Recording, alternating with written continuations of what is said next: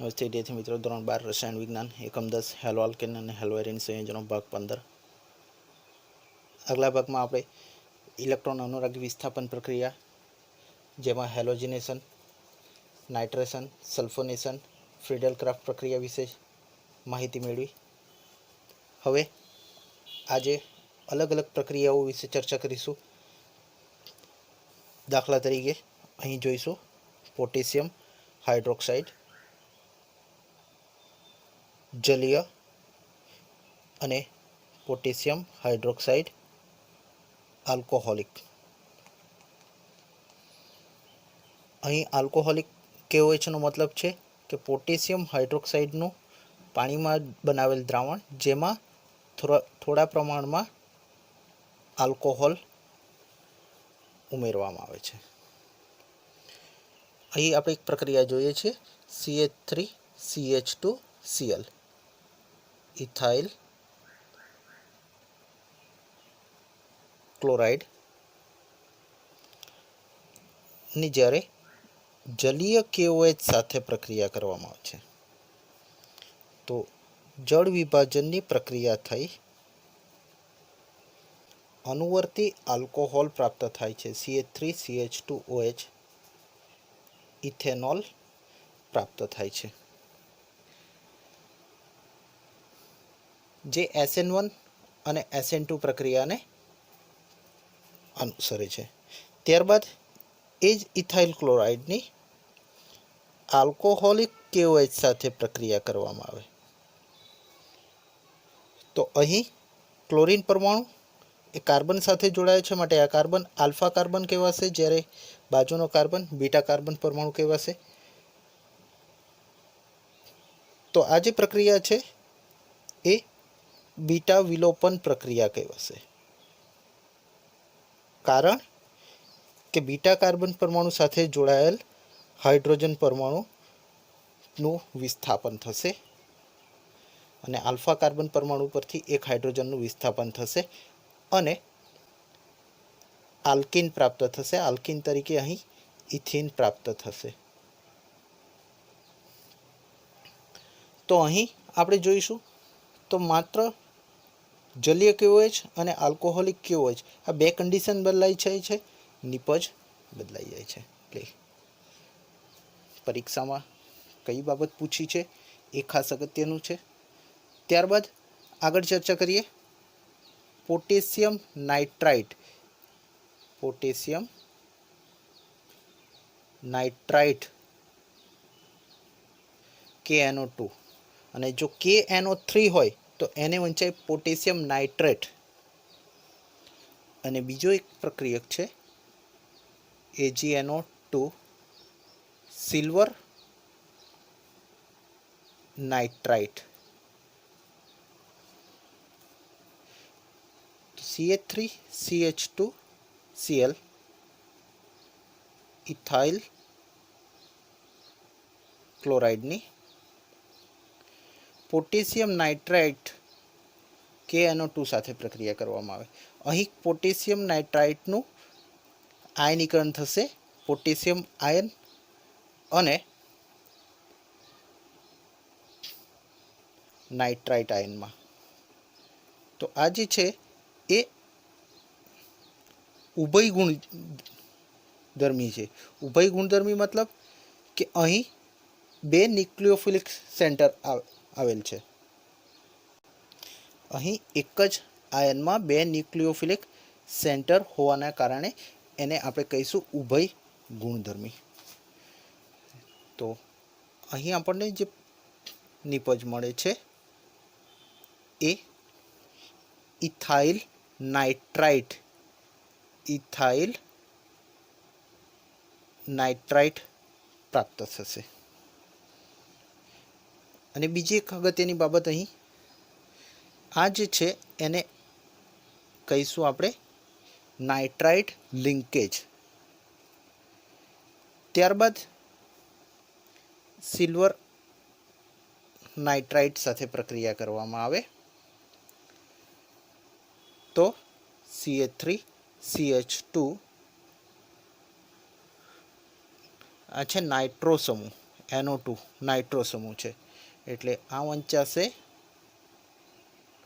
Nitro ethane.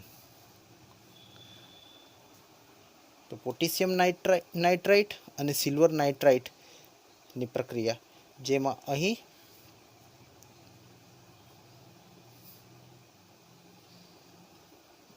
Nitrogen lone pair electron ધરાવશે અને આ જે છે એ દ્વિબંધ રહેશે. નાઇટ્રો સમૂહ અહીં. તો પ્રથમ, દ્વિતીય. ત્યારબાદ પોટેશિયમ સાયનાઇડ KCN નું જલીય આલ્કોહોલિક દ્રાવણ, મતલબ થોડા પ્રમાણમાં અહીં આલ્કોહોલ ઉમેરવામાં આવે છે. અને સિલ્વર સાયનાઇડ AgCN, જેમાં થોડા પ્રમાણમાં આલ્કોહોલ ઉમેરવામાં આવે છે, જલીય આલ્કોહોલિક સિલ્વર સાયનાઇડ સાથે પ્રક્રિયા. તો પ્રક્રિયા જોઈએ આપણે. CH3CH2Cl ઇથાઇલ ક્લોરાઇડ ને આલ્કોહોલિક એક્વેસ, અહીં જલીય આલ્કોહોલિક સાથે પ્રક્રિયા કરવામાં આવે તો પોટેશિયમ સાયનાઇડનું પોટેશિયમ આયન અને સાયનાઇડ આયનમાં વિભાજન થશે. આ તરફ સાથે સાથે અહીં આપણે જોઈશું તો કે ટ્રિપલ બોન્ડ હશે. સાથે સાથે અહીં આપણે જોઈશું તો એક જ અણુ કે આયનમાં બે ન્યુક્લિયોફિલિક સેન્ટર હોય, ન્યુક્લિયોફિલિક કેન્દ્ર હોય, તો એને આપણે કહીએ છીએ ઉભય ગુણધર્મી.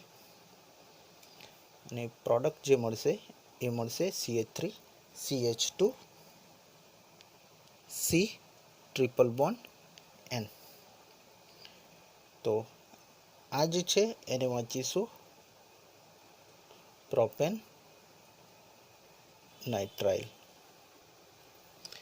અને એ જ ઇથાઇલ ક્લોરાઇડની સિલ્વર સાયનાઇડ, જલીય આલ્કોહોલિક સિલ્વર સાયનાઇડ સાથે પ્રક્રિયા કરવામાં આવે તો CH3CH2N ટ્રિપલ બોન્ડ C.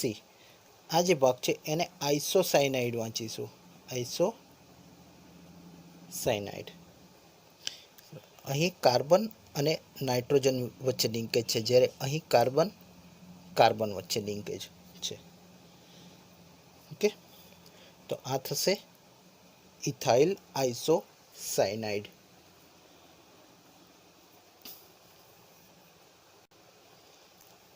ત્યારબાદ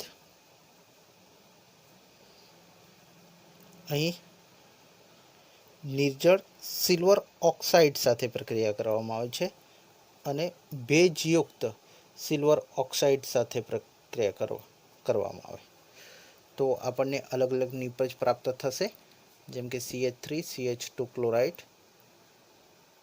ઇથાઇલ ક્લોરાઇડની નિર્જળ સિલ્વર ઓક્સાઇડ સાથે પ્રક્રિયા કરવામાં આવે તો અહીં સિલ્વર એક લિંકેજ છે ઇથર બંધ, તો આપણને CH3CH2O CH2 CH3 આમ ઇથોક્સી ઇથેન પ્રાપ્ત થશે, ઇથોક્સી ઇથેન પ્રાપ્ત થશે. જ્યારે એ ઇથાઇલ ક્લોરાઇડને ભેજયુક્ત સિલ્વર ઓક્સાઇડ સાથે પ્રક્રિયા કરવામાં આવે તો અહીં 2 મોલ સિલ્વર હાઇડ્રોક્સાઇડ સાથે તો આપણને 2 મોલ ઇથેનોલ પ્રાપ્ત થશે, ઇથેનોલ પ્રાપ્ત થશે. મતલબ અહીં નિર્જળ સિલ્વર ઓક્સાઇડ સાથે પ્રક્રિયા કરવામાં આવે તો ઇથર પ્રાપ્ત થશે અને ભેજયુક્ત સિલ્વર ઓક્સાઇડ સાથે પ્રક્રિયા કરવામાં આવે તો આલ્કોહોલ પ્રાપ્ત થાય. હવે આપણે વિવિધ પરિવર્તનો વિશે ચર્ચા કરીશું. એમાં એક પ્રોપિનમાંથી આયોડોપ્રોપેન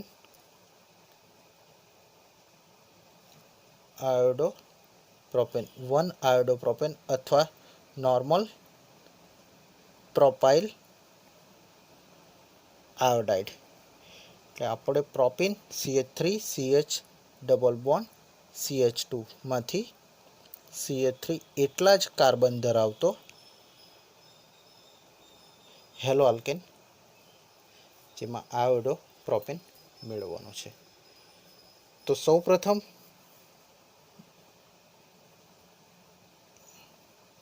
અહીં આપણે હાઇડ્રોજન બ્રોમાઇડ HBr સાથે પ્રક્રિયા કરીશું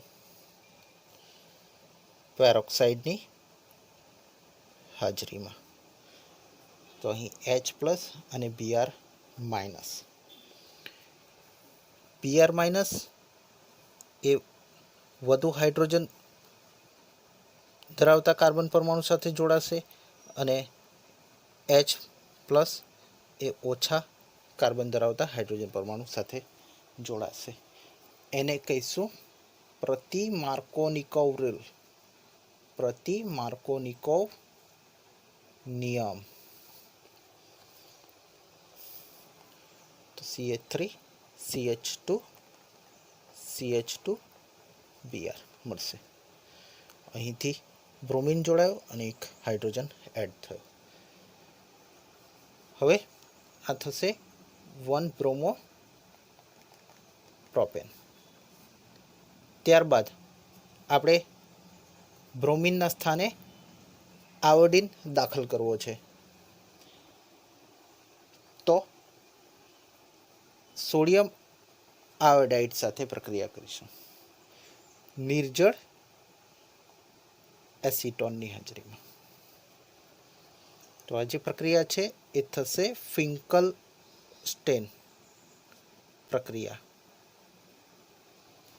ફિંકલસ્ટેન પ્રક્રિયા થતાં આ તરફથી સોડિયમ એ બ્રોમિન સાથે જોડાશે અને આયોડિન જોડાશે તો મળશે CH3 CH2 CH2I. એ થઈ ગયો 1, અહીંયા 1 2 3 1 આયોડો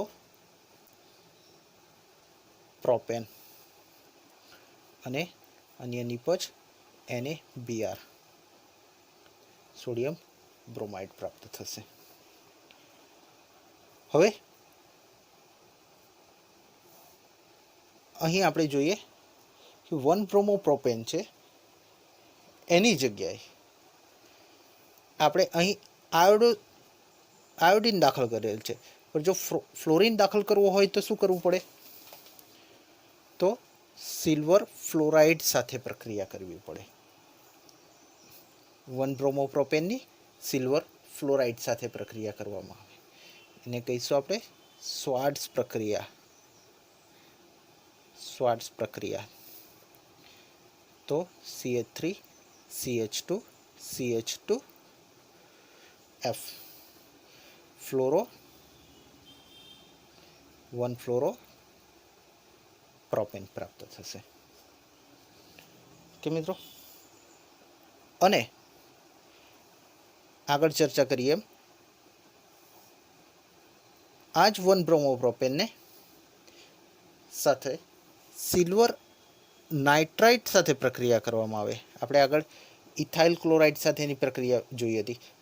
અહીં 1 બ્રોમો પ્રોપેન છે તો એની જો સિલ્વર નાઇટ્રાઇટ સાથે પ્રક્રિયા કરવામાં આવે તો નાઇટ્રો સમૂહ Br-ની જગ્યાએ દાખલ થશે અને પ્રોડક્ટ તરીકે આપણને CH3 CH2 NO2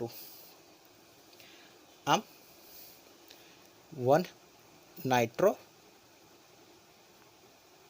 પ્રોપેન પ્રાપ્ત થશે. તો મિત્રો, અહીંથી વિવિધ પ્રક્રિયાઓ અને એની સાથેની નિપજો જેમ કે ફિંકલસ્ટેન પ્રક્રિયા થઈ ગઈ, પ્રતિમાર્કોવ-નિકોવ રૂલ થઈ ગયો, શ્વાર્ટ્ઝ પ્રક્રિયા થઈ ગઈ. ઓકે, એટલે એક જ ઉદાહરણની અંદર ઘણી બધી પ્રક્રિયાઓનો સમાવેશ થાય છે. ત્યારબાદ આગળ ચર્ચા કરીએ તો પ્રોપીનમાંથી પ્રોપેનોલ, 1 પ્રોપેનોલ અથવા તો પ્રોપેન 1 ઓલ. તો CH3 CH double bond CH2 propyne. હવે આ તરફ આપણે OH સમૂહ દાખલ કરવો પડશે અહીં. તો એના માટે સૌપ્રથમ હેલો આલ્કેનમાં ફેરવવું પડશે. તો હેલો આલ્કેન માટે ફેરવવા માટે પ્રોપીનની હાઇડ્રોજન બ્રોમાઇડ સાથે પ્રક્રિયા કરવામાં આવે પેરોક્સાઇડ ઉદ્દીપકની હાજરીમાં. તો અહીંથી પ્રતિમાર્કોવ-નિકોવ રૂલના નિયમ મુજબ CH3 CH2 CH2 Br 1 bromo propane પ્રાપ્ત થશે, જેની પોટેશિયમ હાઇડ્રોક્સાઇડ સાથે પ્રક્રિયા કરવામાં આવે. જલીય પોટેશિયમ હાઇડ્રોક્સાઇડ સાથે પ્રક્રિયા કરતાં અહીં Brના સ્થાને OH સમૂહ દાખલ થશે. CH3 CH2 CH2 OH તે થઈ જશે 1 પ્રોપેનોલ અથવા તો પ્રોપેન 1 ઓલ. ત્યારબાદ અન્ય પરિવર્તન જોઈએ. 1 બ્રોમો પ્રોપેનમાંથી 2 bromo propane. CH3 CH2 CH2 Br. અહીં આપણે સ્થાન બદલવાનું છે. 1 બ્રોમોથી 2 બ્રોમો ઉપર સ્થાન બદલવાનું છે. સ્થાન બદલવા માટે આપણે શું કરવું પડશે? તો અહીં KOH સાથે પ્રક્રિયા કરવી પડશે. જલીય KOH સાથે પ્રક્રિયા કરવી પડશે 1 બ્રોમો પ્રોપેનની. જલીય KOH સાથે પ્રક્રિયા કરીશું તો આપણને CH3 CH double bond CH2 propyne પ્રાપ્ત થશે. અને આ પ્રોપીનની માર્કો-નિકોવ રૂલ મુજબ અહીં માર્કો-નિકોવ રૂલ લાગુ પડશે. એની મુજબ પ્રક્રિયા કરતા હવે જે નેગેટિવ ભાગ છે, ઋણ ભાગ, એ ઓછા કાર્બન ધરાવતા હાઇડ્રોજન સાથે જોડાશે અને બાકીનો જે ભાગ છે એ વધુ હાઇડ્રોજન પરમાણુ ધરાવતા કાર્બન સાથે જોડાશે. અને CH3 CH અહીં Br જોડાશે અને CH3 આમ 2 બ્રોમો પ્રોપેન પ્રાપ્ત થશે. ત્યારબાદ આગળ જોઈશું તો ટોલ્યુઇનમાંથી બેન્ઝાઇલ આલ્કોહોલ. ટોલ્યુઇનમાંથી બેન્ઝાઇલ આલ્કોહોલ CH2OH બેન્ઝીન સાથે જોડાય. તો આ તરફ આપણે જોઈશું તો અહીં આપણે સૌપ્રથમ ક્લોરીન સમૂહ દાખલ કરવો પડશે અને એ ક્લોરીનનું OH સમૂહ દ્વારા વિસ્થાપન કરવું પડશે. તો ટોલ્યુઇન નો સૂર્યપ્રકાશની હાજરીમાં સૂર્યપ્રકાશ માટે HV લખીશું અહીંયા. સૂર્યપ્રકાશની હાજરીમાં ક્લોરિનેશન કરવામાં આવે તો CH2Cl બેન્ઝાઇલ ક્લોરાઇડ પ્રાપ્ત થશે. હવે ક્લોરીનનું OH સમૂહ દ્વારા વિસ્થાપન કરીશું. તો એના માટે આપણે પોટેશિયમ હાઇડ્રોક્સાઇડનો ઉપયોગ કરીશું અને ક્લોરીનનું વિસ્થાપન થતાં CH2OH આમ બેન્ઝાઇલ આલ્કોહોલ પ્રાપ્ત થશે. તો મિત્રો અહીં ટોલ્યુઇન માટે સીધું આ રીતે પણ લખી શકશો. બેન્ઝાઇલ આલ્કોહોલ CH2OH માટે. મિત્રો નેક્સ્ટ ટાઈમ બીજા અન્ય પરિવર્તન જોઈશું. Thank you very much.